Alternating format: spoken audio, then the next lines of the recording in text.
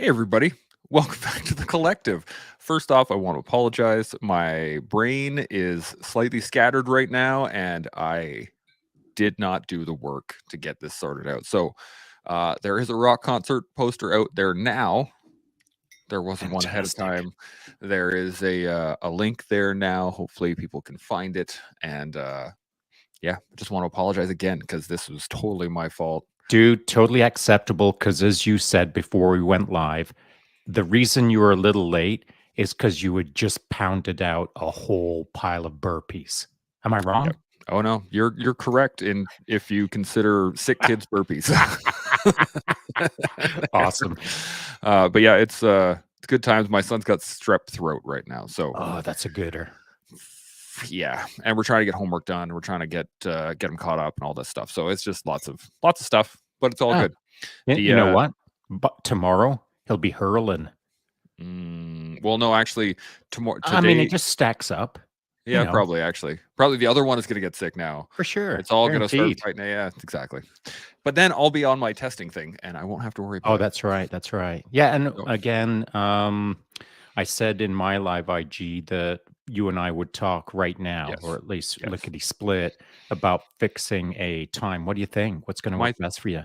My thoughts are it's probably better in the morning if we do it early. Oh, you think? Okay. I think so. And well, I was thinking it'd be best later because like in the morning, if we start talking about something and it gets all up in your grill, then you'll be like, you won't even be able to spell armbar. You'll be trying to think of Taoism, the way, or something. Maybe. And so, yeah, who knows? Who knows what the conversation will be about? It could, but no, actually, or it could not. Yeah. Let's do it after then. I think. And by the way, after, like, we'll be able to chat about how Radmaster 9000 you were on the mat. Yeah, I don't think I'm going to be Radmaster 9000. I'm going to be. Who knows? It's a purple belt assessment, right? So it's not really about being Radmaster. It's just about making sure that I actually. And it's kind of interesting. My professor explained it this way, and it's actually what I want to talk about today too. Okay, cool. Is he said it's not really a test for me or for my training partner. The test is actually for him because what the black belts committee is looking for is whether or not he has produced a correct purple belt. And as defined by what? As defined by Master Silvio Bering and what his so within your organization. Yeah, exactly. So the way they have it set up right now is that there is the Black Belt Council, which sounds a lot more ominous than I think it probably is. That council, it's three guys trying to figure out who's going to pay the coffee bill in Tim Hortons. Exactly. But no, it's they have the issue actually that's happening right now. What it used to be was that everybody was put in front of Master Bering. So he would come up from Brazil and he is an 8th degree coral belt. So he knows a thing or two about jiu-jitsu and we would be like tested in front of him. Now the schools have grown so much now that to do that with everybody for every belt, for every stripe is ridiculous. Yeah. So he'd be staring at hundreds of people. There's not enough room on the mats. There's like, it becomes impractical. And so that's where we are at right now. And what we're doing is that the black belts are within the schools. Each of the schools are able to promote their own blue belts. But for purple belt and I think it's blue belt 3rd stripe, there's like a confirmation in front of the other black belts to make sure that everyone is up to standard. So that we're not producing random purple belts or people that aren't technically qualified to be. So now hang on a sec. So as a purple belt test, or where are you tested to get your purple belt in front of other black belts, or just one black belt, your black belt? In front of all the other black belts. In front of all of them. Yeah. As of where do you do that at? We're going to Red Deer. Oh, check. It's just because there's schools in Calgary, there's schools in Cochrane, there's schools in Leduc, there's schools all like throughout Alberta. So why in Red Deer? Just because the shopping strip is so awesome? Because it's less of a drive for everybody. It's the least amount of driving for everybody. Well, it's like if all the Calgary guys got to drive up to Edmonton, that's on them. If all the Edmonton guys got to drive to Calgary, et cetera, et cetera. So this is. I suppose if you're going to go to Red Deer, There's definitely a place that you got to check out. It's a Jamaican place right downtown, hole in the wall, mom and popper, grotty little location. I mean, it's not Sweet. quite. It's not like you got to duck, dodge, and dive needles or anything like that. But it's a bit rough down there where that place is. But dude, that guy puts out straight up legit Jamaican. Some of the best, Dude, definitely the best I've had in Alberta. I'm down. I Right. love me a good like jerk chicken or pork Oh, jerk is probably one of my favorite seasonings. I had a goat curry, Ooh. and some jerk chicken from the boys, and like he's all about it's legit, Yeah. straight up Yeah. legit. All right. You have to go, Hit me up with the name and stuff. I'll make dude. I sure wish I could. You're gonna have to jump I'll on just the research it. Googs, The Red Deer, Googs, right on. Jamaican, get some jammy. So the thing that I wanted to talk about today, and the reason I wanted to bring up this whole like testing system and the whole reason behind it is the fact that there is there's levels to the game, obviously. We've said that many times, but the levels of leadership and how much having to delegate and disappear. We talked about this the other day, um, about delegating, disappearing, and making sure that it's actually a good thing to do versus depending on the way in which it's delivered. Am I correct in that? Well, I'd say Correct. that, D&D or delegate and disappear comes down to who you're D&Ding to, like who's in front of you that you're going to Mhm. delegate it to. So if I'm delegating it to a raw private, I can't disappear that much Mm, unless I don't care about the outcome. mm, So really it's about who's in front of you and what's the outcome required. mhm. So if I don't care about the outcome, I could literally say, "Hey, you rabbit in the corner, make the planet spin faster." And I don't care because it's an outcome that I don't care about. But if I care about the outcome, then the delegation will be to the right person at the right time with the right sort of direction. Right. Okay. Right. It has to have the correct intention behind it for it to work correctly with the correct person managing the Correct. I mean, delegation. you've got to, what I'm suggesting is this: you line everything up to have an optimal outcome, the outcome that I want.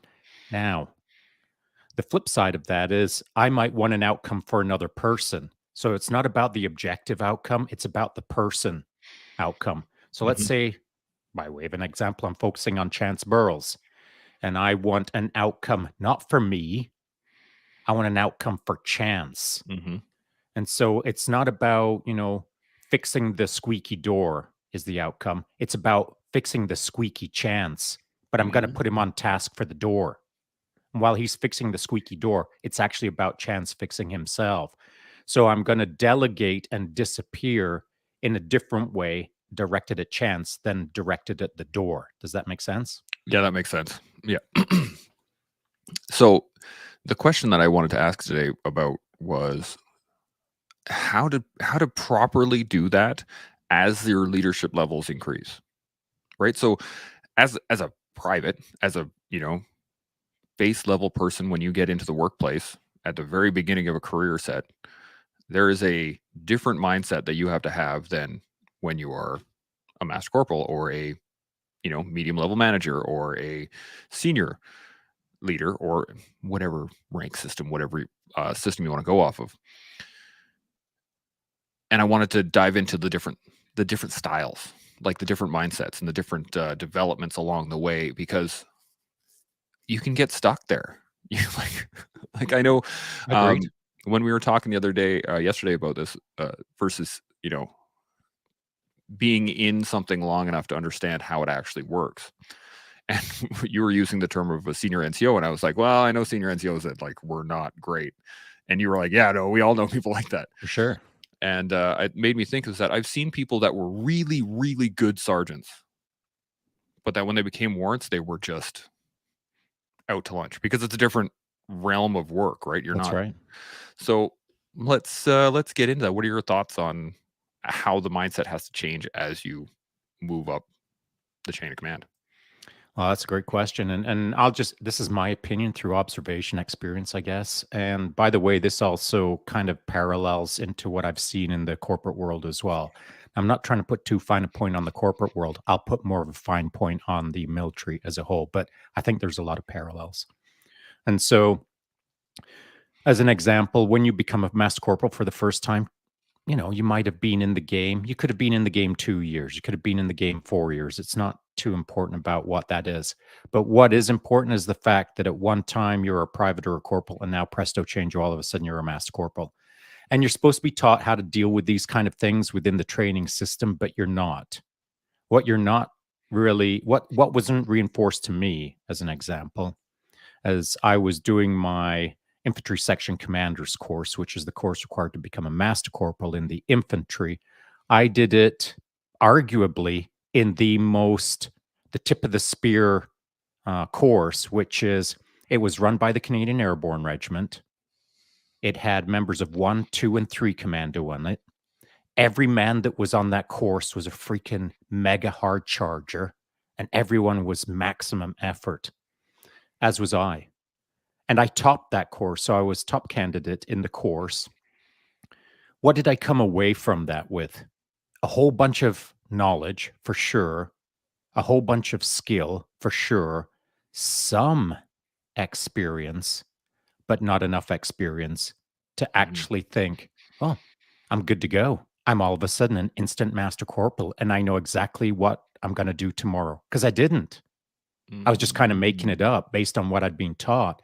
But no one ever sat me down and explained it within that course. Generally, the things that I would face as, these are expected of you. These are outcomes that we expect from you. And these are the things that you're going to struggle with. These are the things that you need to pay attention to as traps, for lack of a better term. So no one ever sat down and talked about the psychological game.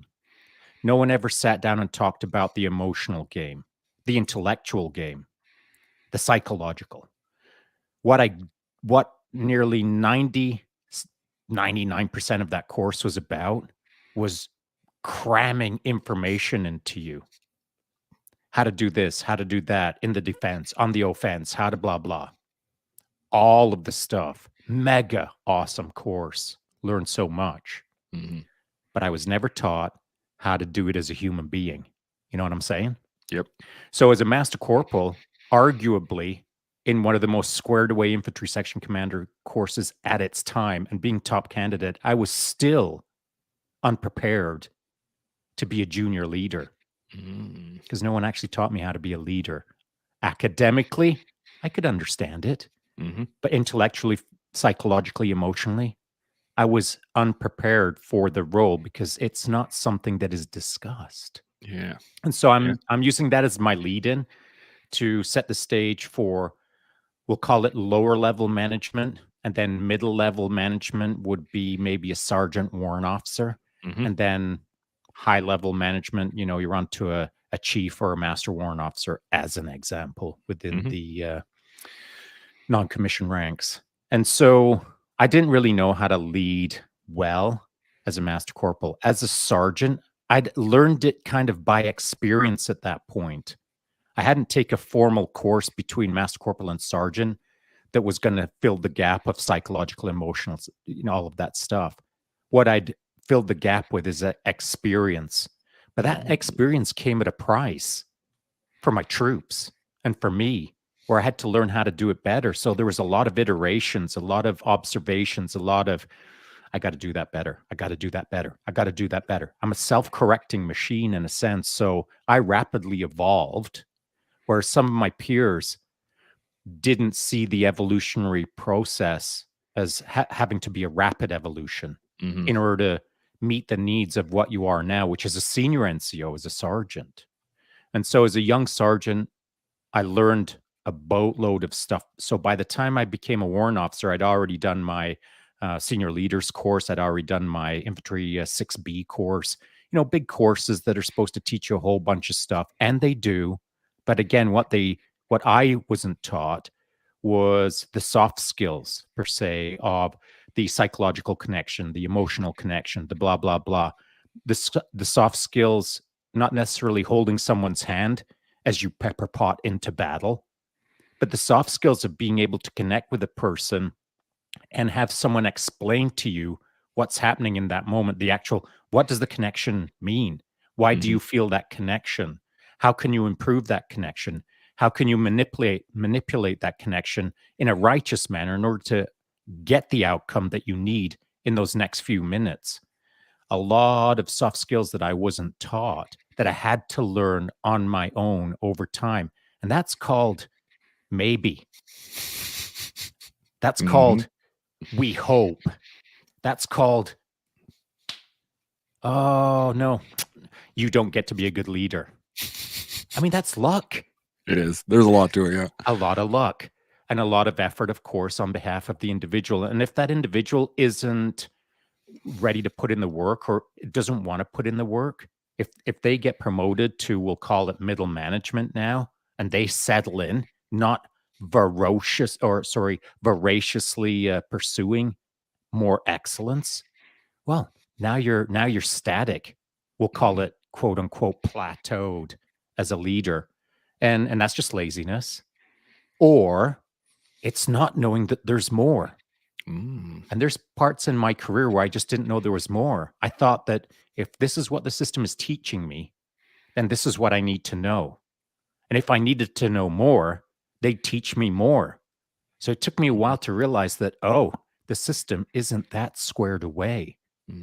So, leadership for everyone is a little bit different, and the evolutionary mindset changes based on who you are, et cetera, who you're surrounded by, et cetera, the career path that you've been on, et cetera, whether you've been influenced by mega awesome or not, or leadership mindset changes from a super positive, super squared away, on track to be magnificent leader, all of a sudden flip flops it because of one dude standing in front of him who says, I don't like the way you look. And that can be enough for some guys. And that's it. That's their mindset change from the hyper positive, aggressive, mega awesome path to what? I'm out of here. And then it's just a rapid decay of caring and et cetera. And now you've got a middle management leader who is doing his best to bounce. And while he's bouncing, the posting slump, as we call it, while he's in that posting slump of maybe 6 months, a year, the rest of his career, 6 years later, he's the guy that you never want to be around. And so leadership mindset changes can be positive and negative. They can be based on the point in your career. They can be based in front of who's in front of you, et cetera, et cetera. So it's not just, as I see it, a linear escalation of excellence in leadership, positive understandings of mindset. There's a lot of luck. There's a lot of your own personal hard work. And if you combine those two things together, you might turn out to be an excellent leader. But it's not, it doesn't fall out of the Cracker Jack box. Yeah, and I think there's almost an expectation within a well-defined organism. So like a business or the military or something that is extremely well-defined that has a lot of borders, and like if you do X, you will get Y. When those things are so heavily defined and then they don't happen, that can really, for lack of a better term, discourage a lot of drive, because there's the expectation is not being met based off of the initial system of development. You know what I mean? So I do. So for me, I remember wondering why the people at the school were at the school. Because there were certain people, like when I did my PLQ, that were there teaching, they should not have been teaching. And they were teaching things that were incorrect to students that didn't know any better. And the sad part is, for me, being a combat engineer, we got put in as the PLQ land. So we had everything from combat engineers to clerks to medics to communications to like army-wide. The only people that weren't there were the infantry. And those were the guys, like we watched, there was an infantry course going on when we did ours, and they were hard charged and they were ready to go. I'd say maybe a third of my course was hard charging, and it was challenging to Oh yeah, buddy. mingle between, like, I want to work hard and I want to do this, and then having to teach someone else on my off hours how to do a section attack because they've never done one before. Yeah, And so and I mean that's normal. Those yeah, are day-to-day things mhm, where, someone doesn't know how to iron their shirt. Okay, yeah, that's where we got to go and that's what I got to do. And, now all of a yeah, sudden you're spelling iron. It's IRON. Make sure it's plugged in the wall.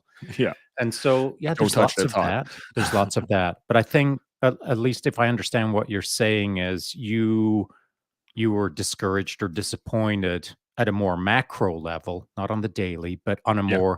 on a satellite view of over several weeks. You Yes. thought, I'm working pretty hard. I deserve whatever, a day off.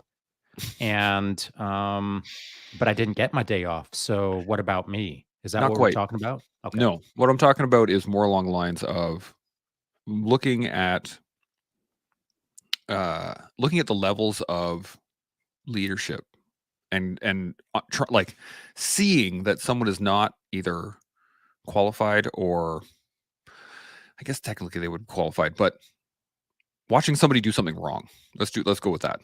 Well, that happens every day. Right. And watching a particular leader or a particular leadership group do things wrong regularly over time. Because I can understand somebody making a mistake. Cool. So Make a now mistake. you're talking Whatever. about a systemic Now we're issue. talking about the systemic issue. Okay. And the reason that I wanted to get into this, because it's a broad thing, right? It's hard to actually, we're not going to be able to fix anything here, but I want to talk about it because it affects the way your mindset shifts, right? And so I guess really the question is, what I'm getting at is, how do we engage that? If we can see something that is not correct, that's not working, that just isn't, like, for some reason, I don't like what is happening with my leadership as a junior level or as a mid level, or depending on where you're looking, running up to somebody and being like, hey, I don't like the way you do things is not usually the best way to engage with somebody. So what I'm asking really is, what are your thoughts on how to lead up the chain of command? If that makes sense. Yeah, it Long-winded, does. Yeah. long-winded So question, but there's two things that come to mind right away on your question. I think there's actually two things to talk about. okay. One is the recognizing of that there's a systemic flaw, one or two or three levels above you. Is that fair? Mhm. We'll talk about that in a sec, Sure. maybe. And then the other thing is, as you stand there observing the systemic issue, what is it that's bugging you? Like, if you're gonna, and you, I'm not asking you to answer this Mhm. question. Yeah. I'm just setting the stage for the topic. So what is it that bugs you? Is it the fact that you're being pedantic, that, the pace is, instead of 120 beats per minute, it's 125? Is that bugging you and you're going to get all Mhm. giddy and upset and, yelly about that extra beats per minute? That's a minor issue, of course, but some people can build that up into like catastrophic. Yeah. And so I'm going to use that as the example because I could pull out a whole pile of examples about why a guy might think, "What? How dare they?"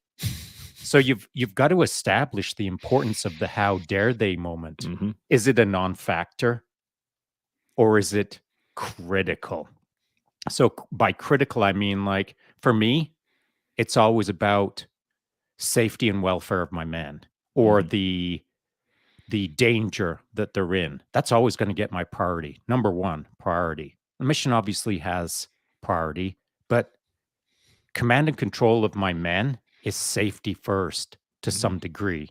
And that's a risk reward benefit that you have to manage as a leader. And I'm not going to get into that. So, you, Chance Burrows, as you look at the systemic problem levels above you, have to think, is this actually a big deal or not? Mhm. Because some people will build it into like a massive deal and it's a non-deal. Mhm. Now, if you categorize it as this is a massive deal, I think that's a moment where someone has to do some introspection. And by that I mean, like, if it's a big deal, you got to think about, well, why do I feel that way? Why do I think this is like a glaring error? Why am I getting so upset about this? Why do I want to so significantly burst into a room of senior NCOs and yell at them for doing it wrong? And I know that's not I realistic, but would love to see that happen, though. I'm trying to get the point across, of Oh, for course. sure. Yeah.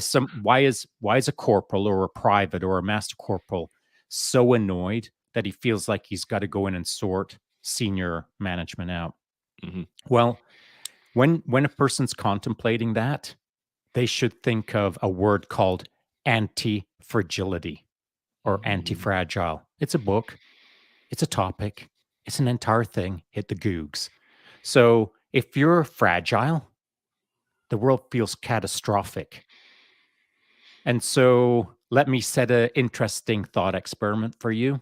Chance Burles gets up in the morning, does his morning PT, gets his coffee, and is now sitting in the platoon room waiting to see what kind of nonsense is going to start that day. And he's already boiling. He's already bubbling. He's already waiting for the very, very, very, very, very tiny flaw in the system that's going to happen. Hmm. By 0900 hours, Chance Burles is fixated on the fact that the sergeant is having his third coffee and he's only allowed 2 coffees How dare or he? whatever. How dare he? How dare you, sir? And so, and again, Chance Burles is the representation of every private out there or every Yep, corporal out there, or whatever absolutely. the case is. And so now Chance is fixated on this glaring catastrophic error, which is a non-factor. And the reason that that dude is fixated on that is because he's fragile. He's not anti-fragile. And if you want to make someone anti-fragile, as a senior NCO, I'm going to recalibrate that entire platoon room who's so bored and got nothing else to do other than complain in their head. I'm going to sort that out. It's going to be this: walk into the platoon room. What's up, troops? What are you going to do today? What are we going to do today? Oh, no one's got ideas. Let's go smash something. I'm going to push so much fatigue into those troops, into their bodies, into their melons, into their emotions, that right about noon, when it's time for lunch, they just want to do nothing but not think and not whine and not talk and not do anything because they just had fatigue pushed into their bodies, into their heads. Now they just want to chillax and not focus on whining. Whining takes a whole different priority when your only hope is that you can just stop hurting. Hmm. You can just not vomit. When you're wondering if you're going to gip or not, or hurl or not, you're not thinking about whether there was a second or a third coffee by the sergeant this morning and how you've got to boil his water. Those are non-factors. You can't feel your hands. Yep. You know what I'm saying? Oh, yeah. So a fragile unit, a fragile mind, a fragile man will always find something to whine about because the whole world is catastrophic. An anti-fragile man will look at everything around him and think, whatever, whatever. Until it starts raining anvils, I'm not that concerned. You know what I'm saying? Hmm. I do know what you're saying, absolutely, and I love the way you put that in because it's true. And there a lot of the times that I remember being bitter and angry, and there was nothing to do. Oh, Right? We yeah. would just sitting there stewing about the fact that how dare they sit up there in their office telling us what to do down here in the bay, and there's In their ivory how tower. dare they up there in that hallway. Oh my They goodness. never do anything. We do. Oh, that's right. We Everything. don't do everything. Yeah. We do nothing. Yeah. I remember being I rather put out by having to re-inventory boats at one point for like a third time. We got 3 Oh, it's forts. ridiculous. It's ridiculous. And rightfully so annoyed. Yeah. But But at the same whatever. I time, it still has did to be it. prioritized against, like, it's not raining anvils. Yeah, absolutely. And that was one of the things that I actually was telling some of the guys underneath me. I was just like, they were griping a bit, and I'm like, yeah, but whatever. Like, really, is this so hard? We got to open some boats up. We got to throw some talcum powder in it. We got to close the boats up again, load them back. Like, who cares? It's whatever. It sucks. It does, but And it sucks, and it's a corrosive, cancerous opportunity where unless someone looks at the dude who's saying, "I can't believe we're gonna do this for the third time today." Shut up. Get it done. What? You said yeah, what? Let's go outside. yeah, And so you got to shut that stuff down right away. But the other part is, as immediately shutting that down, as a whatever, a junior leader, a corporal or a master corporal, as you're shutting that private down who is the whiniest of wine, you've also got to consider, I'm shutting this grid down, but this grid ain't good to go. And why it's mhm, not good to go is because senior leadership is screwing it up.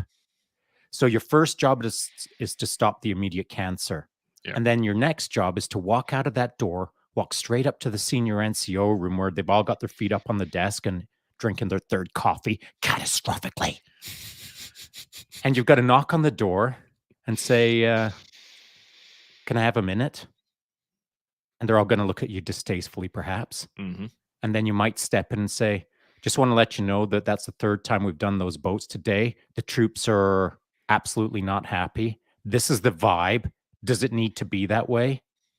Do they need to be hating on these tasks constantly? Is there a better way that we can do this? yeah. Because I don't know. I'm looking for your advice. You know what that is? That's flipping the script, making them own their own nonsense. That is reverse extreme ownership. Mm. Now, this is again, this is the other side of it, right? Is that there is you can't have the people whining, except for there's jovial complaining, For sure. right? And we've There's like, talked about that, and we have, artful yeah, complaining. exactly. When I'm putting those boats together, yeah, sure, complain, but we're still putting the boats together. Like that. That's There's, right. It's the tone usually that is the yeah, thing to pay attention to. absolutely, I mean, I've been there, done that. I mean, yeah, I I'm a masterful complainer, yeah. but there's a tone. Oh yes, And it's when the tone shifts to like really negative. yeah. That's when it's got to get shut down. I found that it is kind of funny the way you put it earlier too. Is that there are points that it's just everything's so bad you can't help but laugh. Like there's nothing That's else right. to do. It's just it's all suck, but okay, cool. Let's see what else happens. Like, let's just see how much That worse it can get. that is 50% of the equation. Yeah. When things are the worst, all you can do is just look at the guy next to you and shake your head and say, "Wow, this is a handful." But in parallel, even if you're a junior leader, never mind a senior NCO, if you're a junior leader and you're thinking like, "This is a freaking gong show," you still got to deal with it. You still got to get after it. Mhm. But at the same time, you've got to make a note to yourself that the moment I get an opportunity, this is going to the next level of I got to talk to that crew above me and let them know that while they had their feet up on their desks, sucking back the coffee, the troops were close to a rebellion Mhm. or whatever. Frame it any Yeah. way you want, but you got to pass the word up without being disrespectful or poking the bear too often. Just, hey, boys, we could use some leadership down here because the tasks you're giving us are the worst. And I don't know how to figure it out. Now let's let's use this as an example because it's happened to me. I'm sure it's happened to you where you get shut down. Don't matter. Sort it out. Or, well, I'm Sergeant Major. Right. And there's people will throw Let's rank, play it they'll out. throw, but So this let's is play where, it out. okay, Let's role play it. let's do it. And I'm going to role play it as Shaun, Okay. which is different than young Shaun. Okay. But I want to give older Shaun an opportunity to demonstrate how younger Shaun could have done it. Okay. Off you go, Uh, Sergeant s- Major. so, if you come in and complain to my office, whatever, and I say, well, I'm the Sergeant Major and I'm going to do whatever I want, Yes, you are. get out. Where? What would you like me to do, sir? Oh, see, now I got to think about it. It's your role. You're playing it. Yeah. Get your anger, It, get your angry I'm just trying NCO to, on or whatever. I'm trying to picture this person Oh, again. because you know what I did? You know why you're struggling, Sergeant Major? Because you're never challenged with pattern interrupts. Second thing I did to you was pattern interrupt you. You stumbled on your shoelaces when I said, "Where? Indeed. What would you like me to do?" No one never asked me that. Everyone always puffs their chest out and turns around and runs out of my office in fear. The difference is that he's just a man Indeed. and I'm a man. And chances are the man in front of me hasn't read as much, traveled as much, learned as much, etc. as much as me in that moment. I'll go head to head with any senior NCO in Canada as 60-year-old Shaun. Whatever age they are, you can line 100 of them up in front of me, and each one that steps up on me and yells at me, I'll defeat them. If that's all they know how to do. If that's their entire life, if that's their only play is to yell, are you done yelling? Now I'm going to cut your throat with words. So, there's senior NCOs out there that are way smarter, way more experienced, way more intellectual, way more wordsmithy, that they could easily outflank me, but they would have to do it in a way that is intelligent. They would have to play my game now. And now we're in a game. And if they know how to play a game, as I know how to play a game, now we're going to start interacting and we'll sort it out one way or another. But the fool who stands in front of me and only knows how to yell, how embarrassing for him. So here we are, 2 sentences into it, and you've already tripped on your shoelaces, Sergeant Major. You want to play the role again? Let's do it. Hit me up with another role play. Off you go. Okay. Get out of my office. To where, sir? Outside. Whereabouts? 3 feet away from this door. What would you like me to do? I'd like you to stand at attention. I can do that. And then after that? Until I get tired. Okay. I'll see you outside, sir. Roger then that. I'm going to go outside and lean against a wall. And then he's going to come out. And what are you going to say? I gave you instructions. What were the instructions again, sir? To stand at attention until I got tired. My apologies. And now I'm standing at attention. There we go. Anything else, sir? Not at the moment. Carry on. Yes, sir. And I'm going to stand there leaning against a wall. And see, this is a hard role to play for me because it is. I've never been in this position, but right. Plus, you've never faced a bunch of pattern interrupts. Exactly. That's another part of it also. Not a lot of senior NCOs have. And that's why they are one-dimensional. Because it's a one-way street. When something gets sewn on your shoulder, it doesn't make you more intelligent. It just makes you able to yell more. And the higher up you go, the more you can yell. And the more thoughtless you can become. And at some point, you reach a certain point in, we'll call it senior NCO-dom, for lack of a better term, that you've forgotten how to lead. You only remember how to yell. Now, I'm not saying that's the case for everyone. No, but I am saying it's a trajectory that I've seen many a time. I think I've seen it many times too. And I wanted to talk about this again specifically, is that, the CF's in a bit of a time right now. There's some struggling going on. There's some issues within it as a unit. There's issues within businesses left, right, like we're seeing some concerning things, I guess, around the world in terms of banking and business and all this stuff. And I don't want to get into the politics of it. But what I do want to talk about is how do we develop those around us, especially in a negative, say, toxic work environment, which I think we've gone through quite well. What do you think is the single piece, or at least the most important piece in engaging someone like that? I think they need to be sat down with a blank sheet of paper and a pen and told to spell leadership.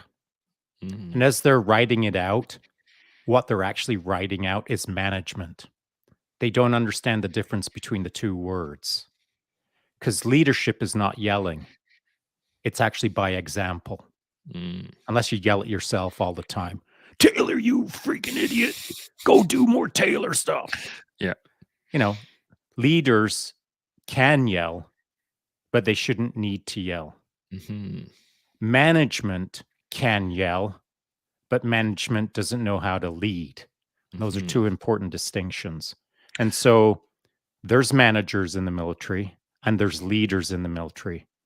There's leaders in the military and then there's good leaders in the military.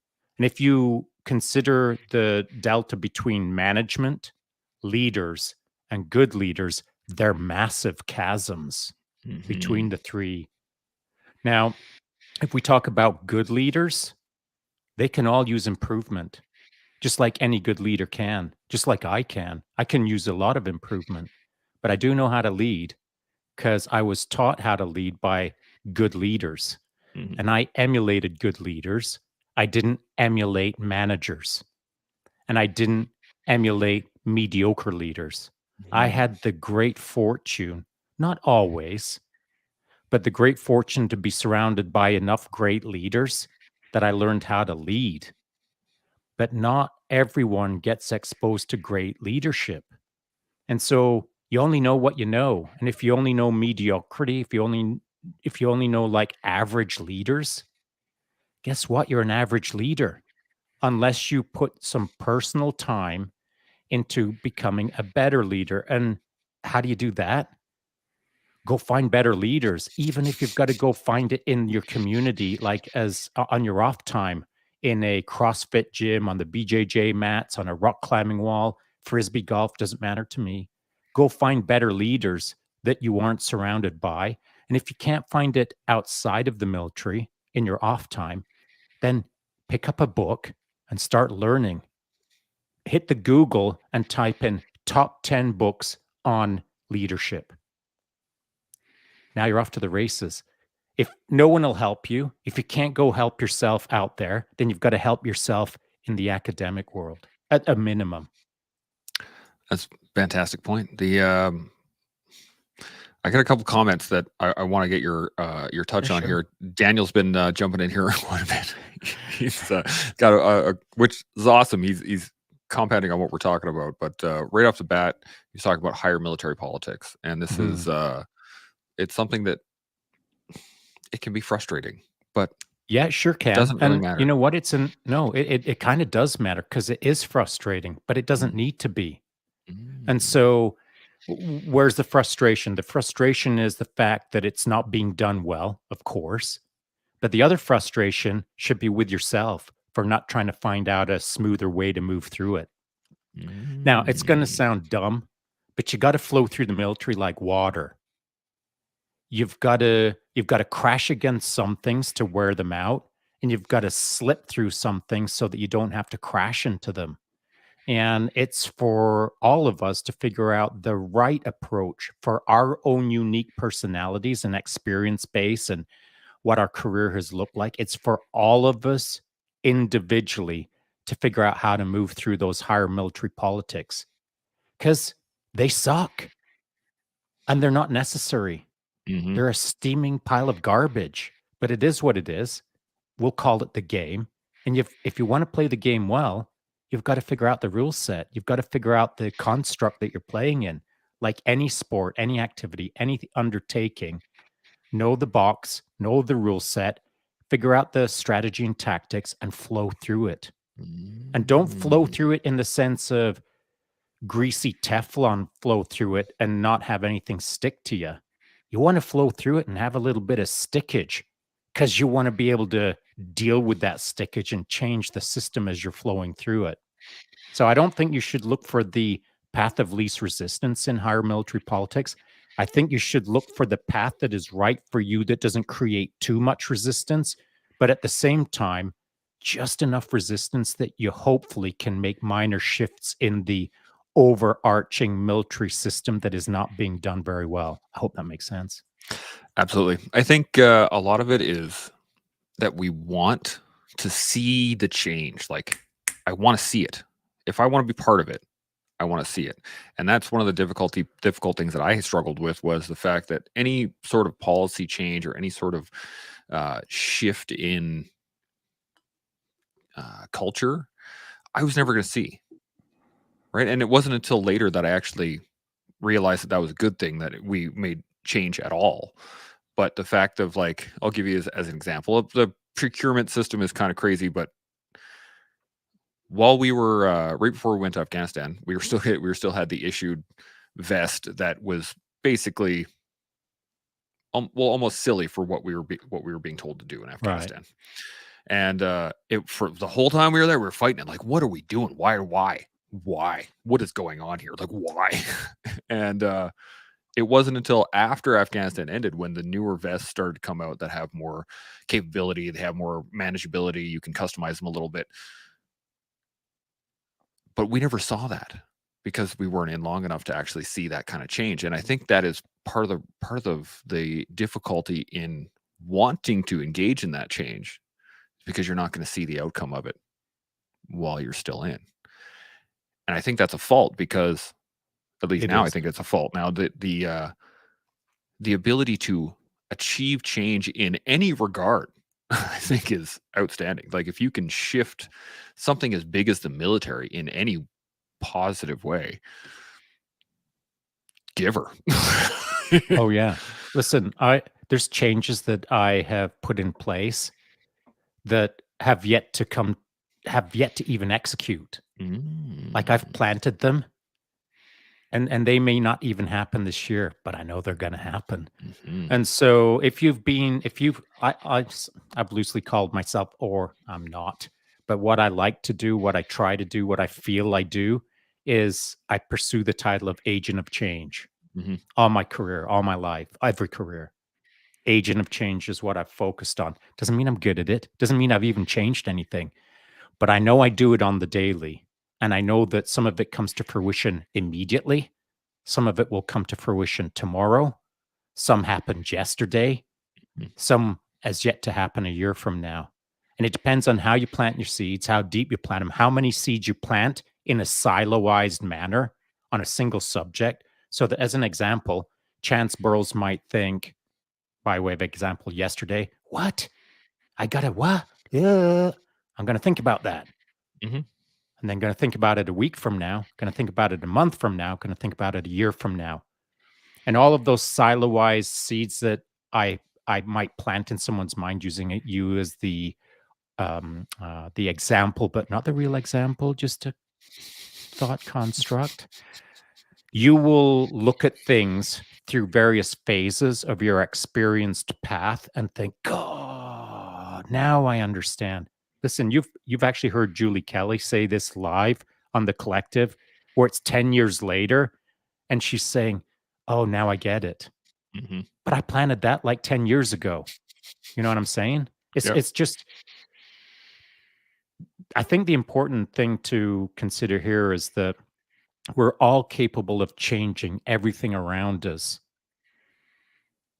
but you'll only change things by luck if you don't believe that you can change things. Yeah.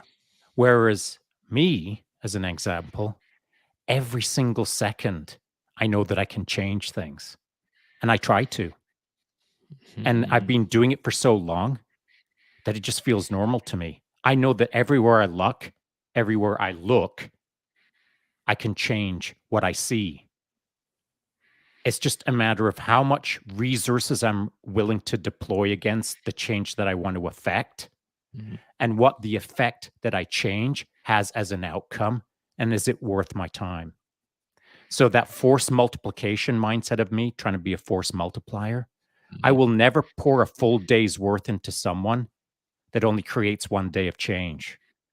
I will pour a Mm. full day's worth of effort into someone if I know it changes their entire life. I'll definitely pour all of my week into a person if I know that it's going to change the rest of their life and another 10 people's lives. Mhm. So I think change is a intentional pursuit. The more you pursue it, the more you realize that every single second, wherever you look, you can create instant change. So I had an epiphany, or at least I think I had an epiphany while you're talking. I like. And I'm going to try and break this down because it happens in real time. But I had the mental image of flowing like water, right? And I think my challenge, at least in the last little while, with the concept of flowing like water, was that I was always looking at it as a single piece of water. Like if you were to like watch a square inch or throw a branch in and then just Right. watch it flow down, as that being me within the rest of the world. And I've come to at least understand now that it is actually the a whole river is me. And so if I want to change something, if I want to shift something, the water will erode whatever bank it is pushing up against. And therefore that will either take time, as erosion does, but also sometimes you hit a lucky break, a rock falls in, right? That's a big change. Now all of a sudden there's a huge shift. Or maybe that shift allows you to put more pressure on a certain bend of that river. And then it's a continual cycle. So as the water is passing, it is also at the same time going into the ocean, at the same time being evaporated, at the same time being rained, at the same time snowed or whatever, and then being filled into the groundwater and being brought up back up, and to allow you to then erode another portion of that area. So that was my epiphany. What do you think? Yeah, I like it. And let me just throw this at you. The time I planted a seed in your head about 4 days ago, maybe 3 days ago. Now, correct me if I'm wrong, Chance Burles, but did I not draw a comparison to being in the ocean and watching a wave flowing towards you and then moving past you? And how much time do you spend looking at that wave as it passes by you? I do And recall and I that. think Yep. we both agreed that not a whole lot of time needs to be spent in watching the wave go away. What you need to do is think that there's waves coming towards you, and as they pass by, you're still in the still body of ocean. And what we do have to keep our eye out for is the really big waves, not a tsunami, but a big waves that comes and crashes, hits us, puts us underwater, and then you surface again. And what do? You might look back behind you, but the wave's gone.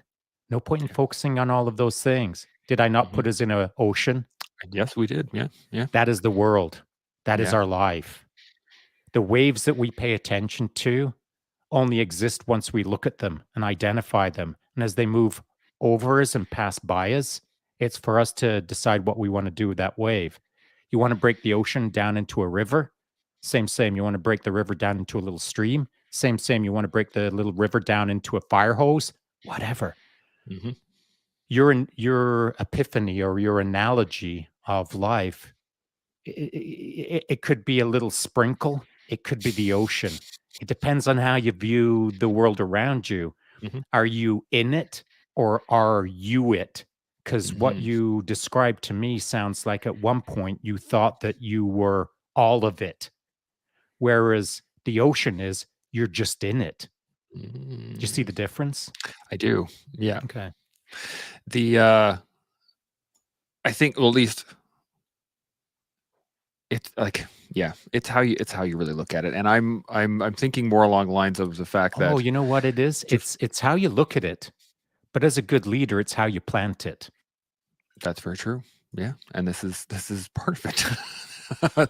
I uh I realized that the outlook, at least, that I've had on life for many years has not been broad enough, at least. Like all of us. Me And I neither. yeah, and I think that the benefit to discussions like this, especially on leadership and on how to, change minds or change other people's minds or change your own mind or whatever, um, is that this stuff doesn't get talked about normally. No, it Like, doesn't. when was the last time you had a conversation about this? Like, Correct. it's not But much. that's what I was trying to allude to Yeah. when I was trying to talk about leadership and about the limited scope or the limited intellectual approach towards proper leadership at Mhm. various levels. Every single level in the leadership stratosphere that I ever faced was less than well educated. And I Mhm. don't mean like they were dumb, and I don't mean that they were grade 8. What I do mean is they weren't well educated in the entirety of what it means to be a leader. You Mhm. can bark all day long. You can do push-ups all day long. You can understand how to do a fighting withdrawal from the defensive position all day long. But that doesn't mean you know how to connect. Mhm. That doesn't mean you know how to communicate on a deeper level. And I mean, let's face it, in order to have men follow you, it shouldn't be through barking. It should be by looking at a guy real quick in the eye and feeling the connection and knowing that he's going to follow you through hell or high water because he trusts, he blah, blah, blahs. You've got a bond, a Mhm. human bond that you're Mhm. going to execute against. And so these are the kind of things that aren't talked within the system that should be talked about within the system, but never will be talked about in the system because the system isn't capable of having these kinds of conversations. Well, Mhm. Why do you think that is? Why do you think that the system, like, if this how became a many more I'll throw it regular back to thing? how many senior NCOs do you know that could have this conversation? Give me a percentage. Oh, I would say I could count them on one hand. Okay. So now how could this type of a conversation, how could it be made universal across the entire Canadian Armed Forces senior NCO structure? Mm, There's no way. yeah. These kind of conversations can't exist because no one knows how to have them because no one's being taught how to have them Mm, because no one is taught how to interact on a human level. They're taught how to interact on a rank structure level. My that's a issue great with point. rank structure is that it limits the human mind to a very small box of delivery that's being taught rather than I'm not saying throw all of that stuff out, but for the sake of this conversation, put that stuff off to the side for a minute and just be a Mm, freaking human being, which not a whole pile of senior NCOs can do well, where they can really, really, really connect to their men or women that are working under them or for them on their behalf, however you want to frame it. There's just not too many senior NCOs that saunter into the platoon room, sit down, and connect with the troops. Now I know there are. I've got friends who have, yeah. friends who do, Yeah. good dudes who Hmm. know how to lead. But that's the distinction. Leadership is a massive three-dimensional model versus management, which is a one-dimensional model. And it's easy to teach. And it's easy to teach, it's Yeah. easy to do because it requires no human thought. Hmm. It requires rote, mechanical, robotic actions that usually involve swearing, yelling, and push-ups, which is Yeah. great. It's an excellent tool, but it's a one-dimensional tool, which is really shallow in respect to what full leadership looks like. Yeah. And like this is a topic that we could sit down and talk about forever. Really. This For is sure. like everybody, even the best leaders in the world want to get better. So like Always. there's a continual development as to what is good, what works. We got I apologize, Daniel. You've been hanging out in the comments here, and he's been like, Rip him off. Let's so see let's what he's dive got in. So going. we got I'm glad he's joining us on the East Coast. the lack of full perspectiveness as one of the issues, which is 100% Perceptiveness. correct. Yeah, yeah, yeah. Um, the I personally think that the big issue nowadays is closed loop communication and transparency. Yeah, I agree with that. Hmm. The lack of sorry. Oh yeah, that's a Yeah, good one. Yeah, because you're not totally taking, agree. yeah, absolutely. People also stress out and get too emotionally involved with everything that adds to, you're saying, the being That's right. And usually fragile. that over emotionality, that catastrophizing of a minor issue by a senior NCO, it's usually because they're incapable or they're either emotionally, psychologically, or intellectually, or physically capable of just being chillaxed Yeah, because they're underarmed. They just don't have the tools to be able to manage the moment appropriately. yeah. Here we go. Daniel's provide an example in regards to getting too much from the above without full comprehension of the reality, the real situation on the ground. Provide an example in regards to getting too much from the above without full comprehension of the reality on the ground. Oh, okay. Having like at least what I'm reading into this is having leadership have no understanding of what's going on Yeah, all the platoon with the sergeants troops. hanging out in the platoon sergeant room, having a Yeah, coffee and a cigarette. Meanwhile, the troops are out on the ground, totally disconnected from the sergeants are totally disconnected from the reality on the ground. yeah, And that's because they exactly. never step out of their office. Yep. Um, what about if you respond with a higher why to an action? I always did that. I always That's a great way. challenged. I Yeah. always asked why. Um, from my experience, many nowadays rank up and forget the path they were in. True words. 100%. In the medical side, we were able to change many procedures for material requirements because of Afghanistan. Yeah, that makes 100%. Makes Yeah, sense. not only that, but medical science and like the science of medicine has changed dramatically due to the Agreed. war in Afghanistan and Iraq. Not only that, but prosthetics. Like Yeah, that agreed. went into a whole new thing. In regards to change, I believe it is a motivational issue of striving for it after many years in a facet that will not affect you, but the next generation of soldiers. And this is why I started getting into advocacy a lot right after I got out. Was I was watching, I had a pretty good release from the military with the VA, and I was taken care of pretty well. And I would look around, going like, "Why is nobody getting what I'm getting? Like that needs to be sorted out. Because if anything, I should be the standard of care." And so that's why I started getting into advocacy. Well, before you bounce to the next comment, I just want to give you a pat on the back or an attaboy or a thank you, Chance Burrows, because you were one of the earliest guys who said to me, kind of along the lines of, and I'm going to paraphrase here, dude, there's this thing called Veterans Affairs. You should look into what they have to offer.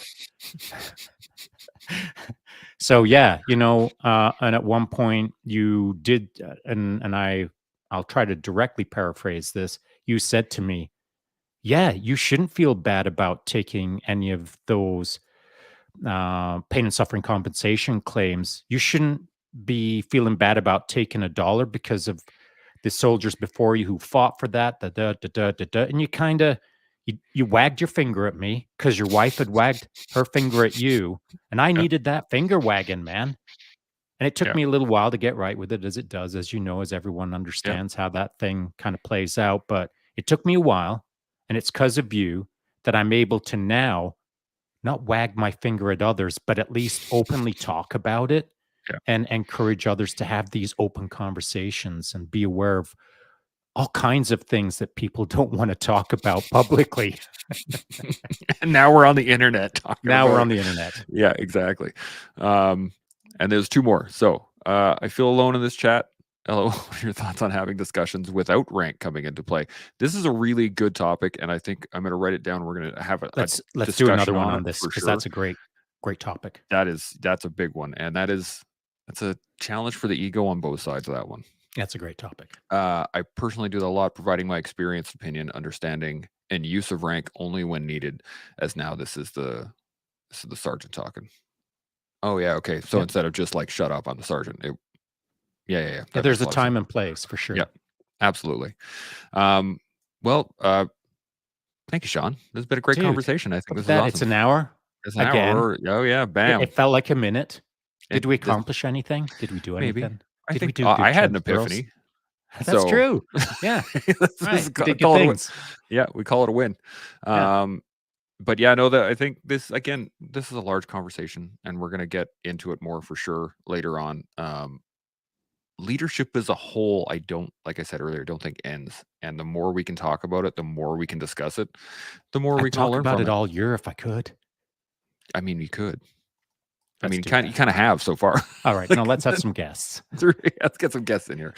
But yeah, so tomorrow we'll do it in the afternoon. I don't have an exact timing on that, Dude, but I will come you up can't with an leave us exact all timing. hanging. I will have a poster out and ready. Step 1, today. rock concert poster. Today. It'll be ready today. Chad. So everyone knows the timing for tomorrow. I just got to check in with my ride, see when we're coming back so that we Dude, I don't want to know what your groceries are going to be either. Just get a time. I'm going to go get some Eggos. Some strep egos. Oh yes, maybe some stress Pop-Tarts. Oh man, I can't even say that Hey, without feeling sick. how's Ugh. so is his throat really sore or It was his throat was sore for a bit, but then it started going up into it like he would have ear oh yeah, pain when yeah, yeah, yeah, swallowing, yeah. and Yeah, so yeah, yeah. we just Yeah. got him on the amoxicillin. Oh, He's so doing a he's little bit on better now. and yeah, antibiotics. Yeah, so that Do you know he's what'll help his throat? Just a sec. yeah, If you get yourself on some of this Manuka honey. yeah. I don't even know what Manuka honey is. Is Dude, it you've just got a regular pen and honey? paper. I You know have the how keyboard in front of me. writing implements work. I do. I got it. Yeah.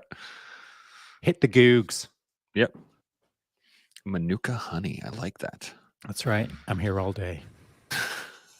What's special about it? Hey, Everything. any good leader will plant a seed and see what the troops grow. Delegate, Bam, disappear. bam, Yeah. bam. So on that note, I really appreciate you having this chat. I know we've both learned. Well, I've learned I especially. did as well, buddy. I have definitely built a better understanding of leadership, and I've grown. I've grown as a human being. We all try to. Well, that's what we do here on the collective. We'll see y'all tomorrow. Chimo. Oh man.